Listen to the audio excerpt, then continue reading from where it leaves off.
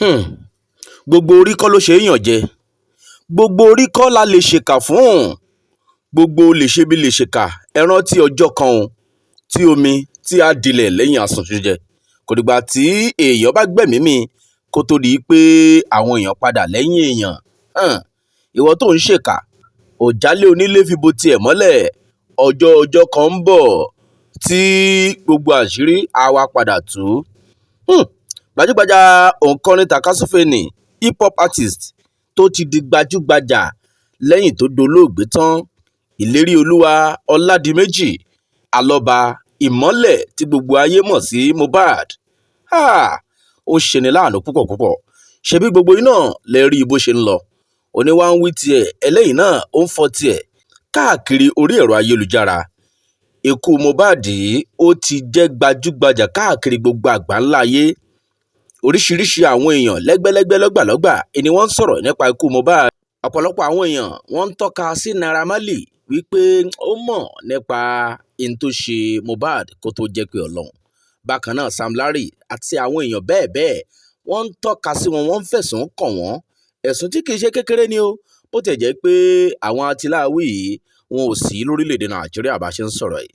Ọ̀pọ̀lọpọ̀ iléeṣẹ́ rédíò àti tẹlifíṣàn ni wọ́n sọ pé láyé lásìkò yìí àwọn ò jẹ́ lórin Naira Marley mọ́ àti gbogbo ohun tó bá ní ṣe pẹ̀lú Malian Records.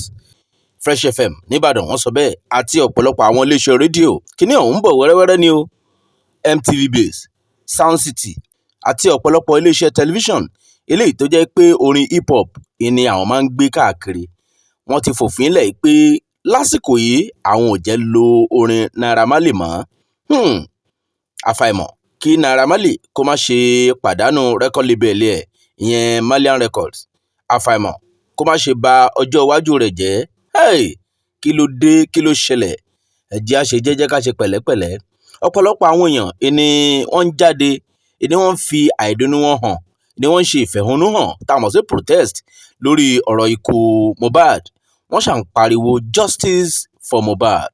Ìyẹn ni pé ìdájọ́ òdodo tó fẹsẹ̀ rinlẹ̀ à ń láti rí lórí ọ̀rọ̀ ikú MohBad eléyìí tó dolóògbé lọ́jọ́ 12 oṣù kẹsàn-án ọdún 2023.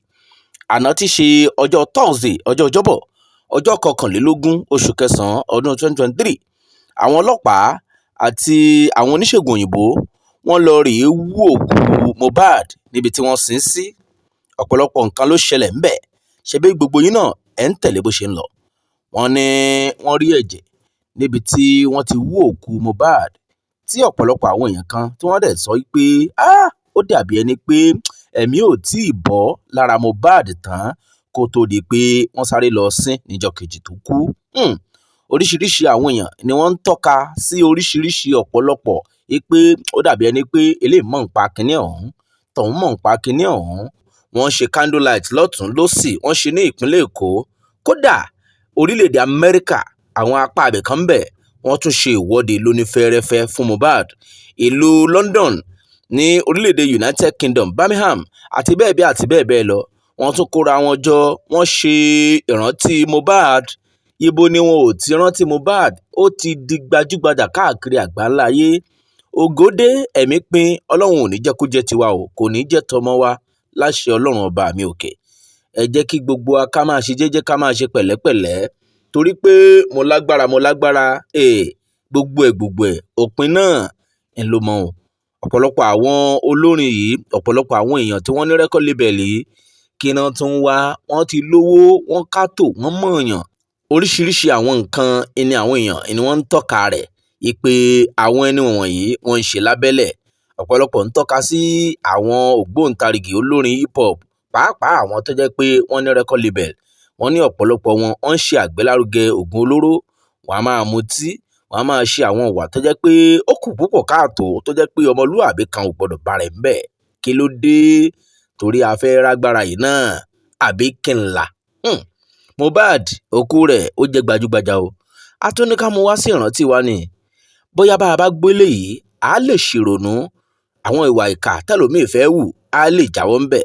Wo jálé onílé fi bo tiẹ̀ mọ́lẹ̀ tó jẹ́ pé kó máa pọmọ ọlọ́mọ lẹ́kùn ni.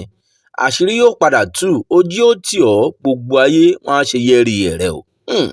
Ikú MohBad yìí ó dunni púpọ̀ púpọ̀, a ò ní rírú ẹ̀ mọ́. k'Ọlọ́run bá wa tẹ̀ sáfẹ́fẹ́ rẹ̀ o.